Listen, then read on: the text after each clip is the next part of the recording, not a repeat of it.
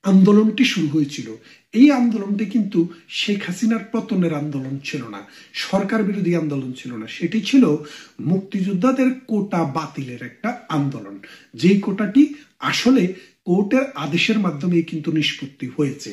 সেখানে শেখ হাসিনা কেন এই ইস্যুটাকে ব্যাখ্যা করলেন আরো বড় করে, 3টি পত্রিকায় সাক্ষাৎকার দিয়েছেন, তো বিভিন্ন পত্রিকায় বিভিন্নভাবে এসছে। তিনি বলেছেন যে দেখেন, আমাদের দেশে যে কোটা, আমাদের কোটা কিন্তু আসলে একটা মিটিগেটেড একটা ইস্যু ছিল, এটা কিন্তু ডেড ইস্যু। এটাকে সামনে নিয়ে এসছে কারা? ডক্টর ইউনূস। এটা একটা মেটিকুলাস ডিজাইনের অংশ। এখানে মানে বিদেশের কিছু ইন্ধন আছে এবং বিদেশি কিছু অবৈধ টাকা আছে।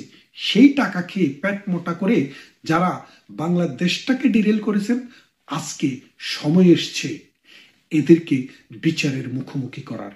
বাংলাদেশ একটি সুন্দর দেশ, 30 লাখ মানুষের জীবন, 2.5 লক্ষ নারীর ইজ্জত, 1 কোটি মানুষের গৃহত্যাগ মানে বাস্তুহীন হয়ে যাওয়া, লক্ষ লক্ষ ঘরবাড়ি পুড়িয়ে দেওয়া, সেই রকম একটি দেশকে স্বাধীন করেছে আমাদের মুক্তিযোদ্ধারা, আমাদের দেশের মুক্তিকামী মানুষেরা।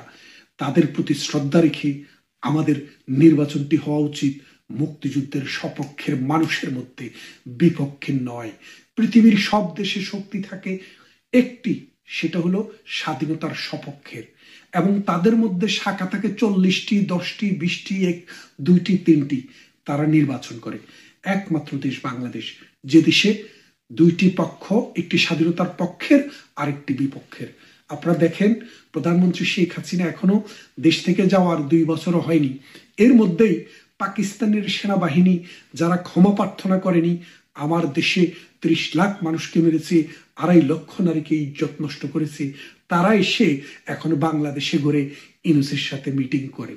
এই চিত্র কিন্তু বাংলাদেশে খালেদা জিয়ার সময়ও ছিল না, এরশাদের সময়ও ছিল না, জিয়াউর রহমানের আমলেও ছিল না, আওয়ামী লীগের আমলেও ছিল না। এটা হচ্ছে ইউনূসের আমলে, তার পান্ডাদের আমলে। সুতরাং আপনারা বুঝতেই পারছেন, বাংলাদেশের ক্ষমতায় বাংলাদেশ বিরোধী শক্তি এখন আরোহণ করেছে। প্রধানমন্ত্রী শেখ হাসিনার হাতকে শক্তিশালী করে আমরা এর সঠিক জবাব দেব। সময় কথা বলে, ইতিহাস ঘুরে ফিরে আমাদের দিকেই আসবে। ভালো থাকবেন, কথা হবে অন্য কোনো ভিডিওতে, অন্য কোনো ইস্যুতে।